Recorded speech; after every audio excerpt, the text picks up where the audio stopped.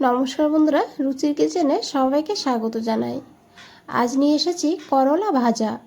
করলার অনেক রেসিপি খেয়েছেন, তবে এইভাবে একবার আলু দিয়ে করলা ভাজা করে খেয়ে দেখুন। গরম ভাতে দুর্দান্ত লাগে, খুব বেশি তেতোও হয় না।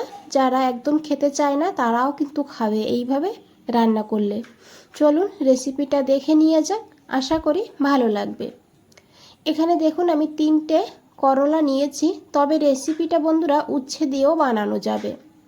এখন এই করলাগুলোকে এইভাবে একটু লম্বা করে আর একটু পাতলা করে কেটে নিতে হবে। বীজগুলো যদি শক্ত হয়ে যায় তাহলে কিন্তু বাদ দিয়ে দেবেন, আর যদি নরম থাকে তাহলে আর বাদ দিতে হবে না। এইভাবে সবগুলোকে কেটে নিয়েছি। এখন এগুলোকে খুব ভালো করে ধুয়ে নিতে হবে। আর এদিকে দেখুন এই করলার মধ্যে দিয়েছি একটু লবণ, হাফ চামচ মতন লবণ দিয়েছি, আর হাফ চামচের একটু কম দিয়েছি হলুদের গুঁড়ো। এখন হাত দিয়ে ভালো করে মেখে নেব।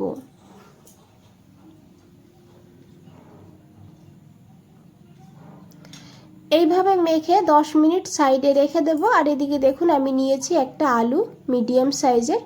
আলুটাকেও কেটে নেব।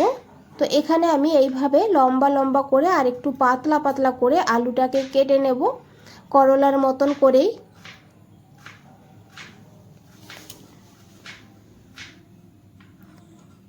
তো দেখুন বন্ধুরা, এখানে আলুও কেটে নিয়েছি। এখন এই আলুটাকে খুব ভালো করে ধুয়ে নিতে হবে। তো দেখুন কিভাবে আলুটাকে কেটেছি। এইভাবে পাতলা করে কেটে নিলে রান্নাটা খুব তাড়াতাড়ি হয়ে যাবে। আর এখন এই আলুর মধ্যে দিয়েছি অল্প করে একটু লবণ, আর দিয়েছি অল্প করে একটু হলুদের গুঁড়ো।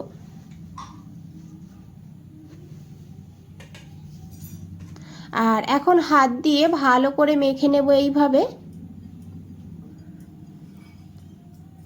এখন এটাকে সাইডে রেখে দিয়ে দেখুন এদিকে একটা কড়াই বসিয়ে দিয়েছি। কড়াইতে দিয়েছি 2 চামচ সরষের তেল। রান্নাটা আমি সরষের তেলে করেছি, তবে সাদা তেলেও করা যাবে। তেলটাকে খুব ভালো করে গরম করে নিতে হবে।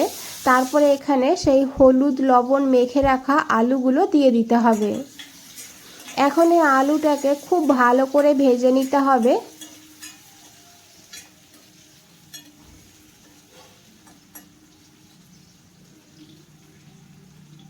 আলুটাকে ঢাকা দিয়ে ভাজবো, তাহলে তাড়াতাড়ি ভাজা হবে। এখানে ঢাকা দিয়ে রেখে দেবো 2-3 মিনিটের জন্য। এদিকে দেখুন সেই করলা নিয়ে নিয়েছি, কতটা জল বেরিয়েছে।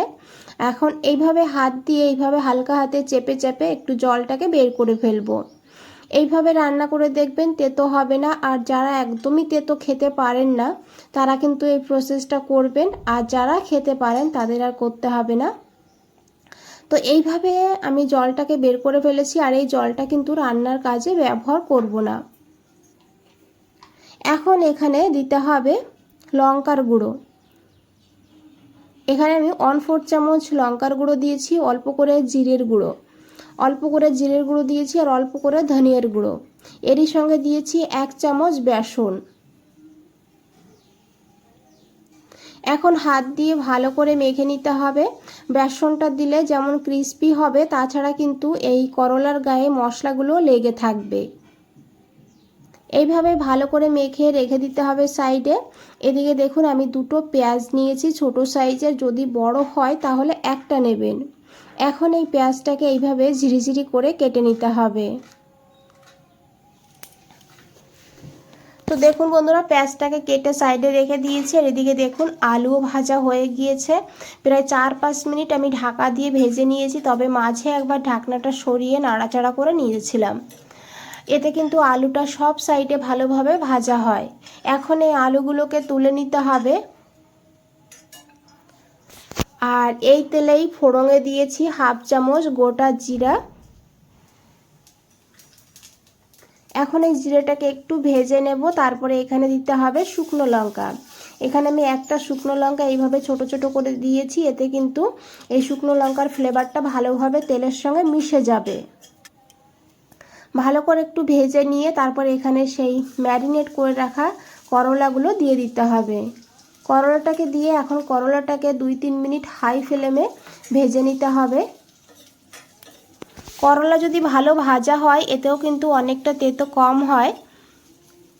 বন্ধুরা রেসিপিটা দেখতে থাকুন, ভালো লাগবে, আর ভালো লাগলে অবশ্যই একটা লাইক করে দেবেন, চ্যানেলটাকে সাবস্ক্রাইব করে পাশে থাকবেন, কমেন্টসে জানাবেন কেমন হয়েছে। তো দেখুন এখানে করলা ভাজা হয়ে গিয়েছে, প্রায় আমি 5 মিনিট করলাটাকে ভেজে নিয়েছি। এখন সেই পেঁয়াজগুলো দিয়ে দিয়েছি, পেঁয়াজটাকে দিয়ে এখন 2-3 মিনিট এইভাবে মিডিয়াম ফ্লেমে পেঁয়াজটাকেও ভেজে নেব করলার সঙ্গে। এইভাবে পেঁয়াজ দিয়ে দেখবেন অসাধারণ একটা ফ্লেভার টেস্ট হয় এইভাবে রান্না করলে। ঢাকা দিয়ে 2 মিনিটের জন্য রেখে দেবো, এতে পেঁয়াজ নরম হয়ে যাবে, পেঁয়াজ থেকে জল ছাড়তে শুরু করবে। 2 মিনিট পর ঢাকনাটা সরিয়ে নিয়েছি, এখন একবার খুব ভালো করে মিশিয়ে নেব। তো দেখুন পেঁয়াজ ভাজা হয়ে গিয়েছে। এখন এখানে দিতে হবে ভেজে রাখা আলু, আর আলুটাকে দিয়ে খুব ভালো করে মিশিয়ে নেব। আর আলু দেখে বুঝতেই পেরেছেন আলুটাও কিন্তু প্রায় সিদ্ধ হয়েই গিয়েছে। এখন দিয়েছি এখানে 1/2 চামচ আমচুর পাউডার, একটু চটপটা টেস্ট আনার জন্য, আর এরই সঙ্গে দিয়েছি 1/2 চামচ চিনি। চিনিটাকে দিয়ে খুব ভালো করে মিশিয়ে নিতে হবে। আর বন্ধুরা আমচুর পাউডার যদি হাতের কাছে না থাকে তাহলে এখানে চাট মশলা দিতে পারেন, আর যদি তাও না থাকে তাহলে সবার শেষে 1 চামচ পাতিলেবুর রস দিয়ে নামিয়ে নিতে পারেন।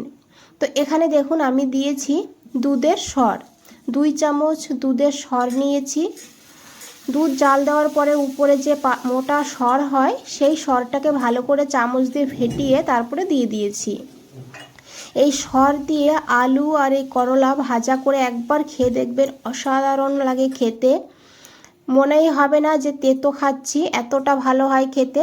সরটাকে দিয়ে খুব ভালো করে মিশিয়ে নিয়েছি, আর দিয়েছি এখানে 2টো কাঁচা লঙ্কা। তারপরে ঢাকা দিয়ে 2 মিনিট রান্না করেছি, তারপরে গ্যাস বন্ধ করে আরও 2 মিনিট রেখে দিয়েছিলাম। বন্ধুরা আশা করি দেখে বুঝতেই পেরেছেন কতটা লোভনীয় লাগছে, একবার হলেও বানিয়ে দেখবেন, তারপরে আমাকে জানাবেন। বন্ধুরা আজ তাহলে এই পর্যন্তই, ফিরে আসছি নতুন কোনো রেসিপি নিয়ে। ভালো থাকবেন, সুস্থ থাকবেন, সবাইকে অনেক অনেক ধন্যবাদ এত সময় ধৈর্য ধরে রেসিপিটা দেখার জন্য।